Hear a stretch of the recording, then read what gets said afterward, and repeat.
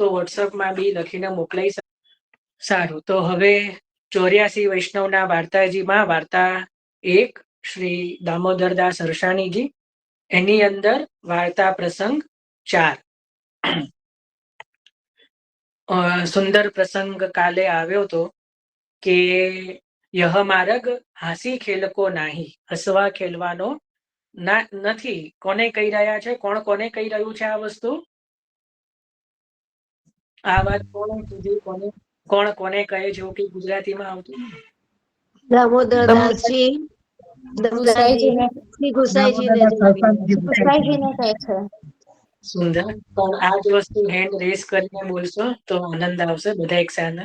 પણ સુંદર, બધાનો જવાબ સાચો છે કે શ્રી દમલાજી જે છે શ્રી ગુસાઈજીને કહી રહ્યા છે.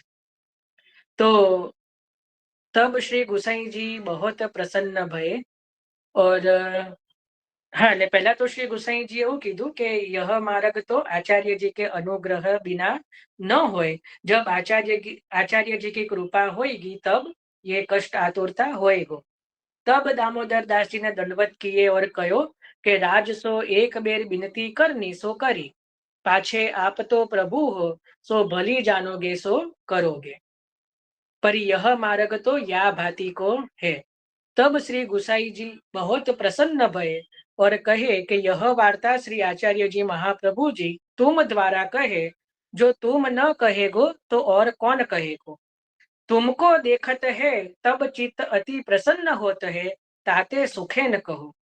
आप सरखे श्री आचार्य जी के सेवक जानी के कहत है, पाछे दामोदर दास की शिक्षा अंगीकार करत भय, ताते बड़े सो बड़े. જો આટલું મેં લીધું, બરાબર. હવે આની અંદર આપણે સમજવાનો પ્રયત્ન કરીએ તો શ્રી દમલાજી શ્રી ગુસાઈજીને શિક્ષા આપી રહ્યા છે કે ભાઈ આપણો માર્ગ જે છે એ આ ભાતીનો એટલે આ રીતનો છે, તાપ ક્લેશનો માર્ગ છે. હાસી ખેલનો, હસવા ખેલવાનો નથી. તાપ ક્લેશનો માર્ગ છે. સો એક બાર બિનતી કરની સો કરી, પછી આપ તો પ્રભુ છો, મોટા છો, સો आप जो भी करोगे सो जानी के करोगे. जानी के करोगे નો અર્થ એવો થાય કે આપ જેવું કાર્ય કરશો એને પાછળના બધા આપના વંશજો અનુસરણ કરશે. બહુ સમજવાની વસ્તુ છે. જો આ જે શબ્દ છે ને કે આ પાછે આપ પ્રભુ હો ભલી જાનોગે સો કરોગે, આ કોણ કહી રહ્યું છે? શ્રી દમલાજી શ્રી ગુસાઈજીને. સો ભલી જાનોગે સો કરોગે મતલબ કે આપ જેવું કાર્ય કરશો, આપ કરશો એવું આચરણ કરશો, એનું અનુકરણ પાછળ બધા કરશે, તો ભલી જાનોગે સો કરોગે. જો આપ હાસી ખેલ કરશો તો પાછળના બાળકો પણ હાસી ખેલ કરશે. આપ તાપ ક્લેશ કરશો તો આપનું અનુકરણ પાછળ કરશે. એટલે જે ઉત્તમ જન હોય એને પોતાનું આચરણ જે છે એવું રાખવું જોઈએ કે પાછળના જીવોનું ભલું થાય. સમજ પડી ને? આ જસ્ટ એક લૌકિક દ્રષ્ટાંત આપી રહ્યો છું કે અત્યારના છોકરાઓમાં કેવો ક્રેઝ હોય કે એને ગમતો કોઈ ક્રિકેટર, કોઈ હીરો હિરોઈન કોઈ એડવર્ટાઇઝ કરે કે ભાઈ એ વસ્તુ તે પોતે ખાતા પીતાય ના હોય, કોઈ ગમે તેવી પેલી ઠંડા પીણાની આતે, તો એનો ક્રેઝ જોઈને પોતે કરે. બહુ સહજ વસ્તુ છે. તો અહીંયા પણ શ્રી દમલાજી અલૌકિક રીતે કહી રહ્યા છે કે ભાઈ આપ જેવું આચરણ કરશો એનું અનુકરણ પાછળ બધા કરશે. સો આ માર્ગ તો યા રીત કો હૈ. ત્યારે શ્રી ગુસાઈજી બહુ પ્રસન્ન ભયા. આ વાત સાંભળીને બહુ પ્રસન્ન થયા. શ્રી ગુસાઈજીને પણ જાણ્યું કે આ બરાબર છે. સો હમકો યહ વાર્તા આચાર્યજી તુમ દ્વારા કહે, કે તમારા દ્વારા આચાર્યજી આ અમને કહ્યું. જ્યારે પણ કોઈ ભગવદીય કે કોઈ બાલક આપણને ટોકે તો એના ઉપર રીસ ન કરવી જોઈએ, ઉપરથી આનંદ મનાવવો જોઈએ કે એને આપણને પોતાના માનીને કંઈક કીધું. બાકી તો જો આપણે કોને ટોકીએ? આપણે જેને પોતાના માનતા હોઈએ એને ટોકીએ. આપણે બાજુવાળાને ટોકવા જઈએ, બાજુવાળાનો છોકરો ગમે એટલો મસ્તી કરતો હોય તો આપણે એની જોડે કોઈ લેવા દેવા નથી. પણ આપણું છોકરું સહેજ પણ આઘું પાછું થાય તો આપણે એને તરત કહીએ, કારણ કે એની જોડે આપણો લગાવ છે, સંબંધ છે, આપણે એનું કંઈક ભલું ઈચ્છીએ છીએ. તો જ્યારે પણ કોઈ મોટા દ્વારા, કોઈ બાલક દ્વારા કોઈ ભગવદીય દ્વારા કોઈ વૈષ્ણવ દ્વારા આપણને ટોક મળે તો એનું બુરું ના લગાવવું જોઈએ કે ભાઈ આ તો પોતાના માની રહ્યા છે એટલે કહી રહ્યા છે. सो बहुत प्रसन्न भय और कहे कि हमको यह वार्ता श्री आचार्य जी महाप्रभु तुम द्वारा कहे. तुम न कहोगे तो और कौन कहेगो. केवी मोटी વાત કીધી કે તમે નહીં કહો તો બીજું કોણ કહેશે. तुमको देखत है तब चित्त अति प्रसन्न होत है ताते सुखे न कहो. તમને જ્યારે જોઈએ છે ત્યારે મનમાં ચિત્તમાં બહુ પ્રસન્નતા થાય છે. તાતે સુખે ન કહો, સુખથી કહો. જો બે જાતના જીવો હોય, એક તો આવે તો પ્રસન્નતા થાય અને એક જાય તો પ્રસન્નતા થાય. આપણે પણ ઘરમાં એવું મનમાં ઘણા જે કામ કરતા હોય સ્ત્રીઓ, હવે આ ઓફિસે જાય ને તો મારે કંઈક આરામ મળે. એ ખબર પડી કે હવે આ ઘરના જે છોકરા કે વર હવે આ ઓફિસ અને સ્કૂલે જાય ને તો મને કંઈક બે ઘડીની શાંતિ મળે.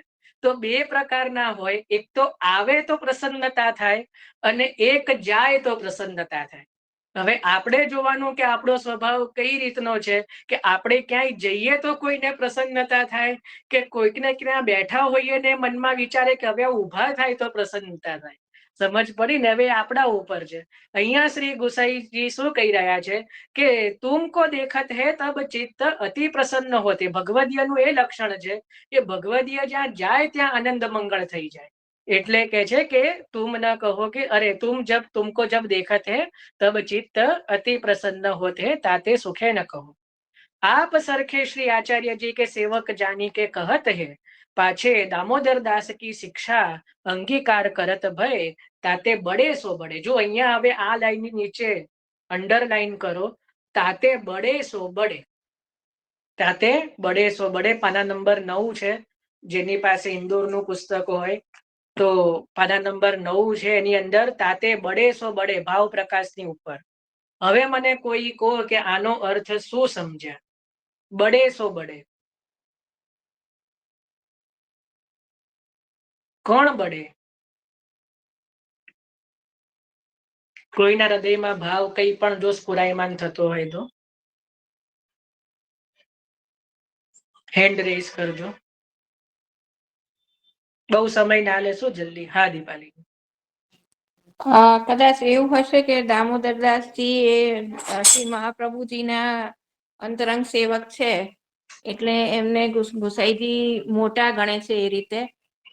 એટલે કે પિતાશ્રીના કૃપા પાત્ર સેવક છે એટલે એ એમને મોટા ગણતા હોય. એ રીતે કદાચ હોઈ શકે. સુંદર. બીજો કોઈ? અહીંયા બે છે, બડે સો બડેમાં બે છે. એક તો ગુસાઈજી, એક શ્રી દમલાજી. તો કોણ બડે?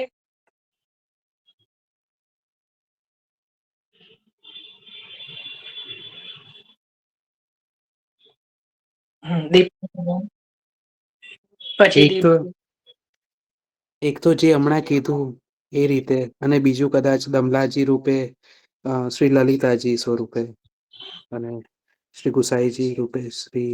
પ્રશ્ન સમજો, શું પ્રશ્ન કરી રહ્યો છું. બડે સો બડે તો કોણ બડે? અહીંયા કોના માટે બડે સો બડે લખ્યું? દીપાલી બેન. મને એવું લાગે છે કદાચ શ્રી ગોસાઈજી માટે લખ્યું હશે કે શ્રી ગોસાઈજી મોટા છે તો બી દીનતા એમનામાં કેટલી છે કે એમને દામોદરદાસજીના આવી રીતના વખાણ કરીને માન આપે. કઈ રીતે? આયુમાં મોટા છે, વયમાં મોટા? કારણ કે આયુમાં તો દમલાજી મોટા છે. ના, એ પોતે ભગવત સ્વરૂપ છે શ્રી ગોસાઈજી. અને દમલાજી પણ છે. હા, દમલાજી છે પણ શ્રી ગોસાઈજી એ પ્રભુ સ્વરૂપ છે અને એના બી મોટા આચાર્ય સ્વરૂપ છે. પદથી તે છતાંય એમને એટલી દીનતા રાખી અને દામોદર દાસ હરસાણીજી એ જે એમને કહ્યું એને શિક્ષા માની. હા. તૃપ્તિબેન. હા, એટલે શ્રી ચંદ્રાવલીજી સ્વરૂપમાંથી જ પ્રાગટ્ય છે લલિતાજીનું. એટલે ચંદ્રાવલીજી મોટા છે એમ, એટલે તો પણ એમનામાં એટલી બધી મોટાઈ છે એમ. એ દમલાજીની વાત માની રહ્યા છે. હા. કુંદનભાઈ છે બેન, મને ખબર નહીં. કુંદન હેન્ડ રેસ છે.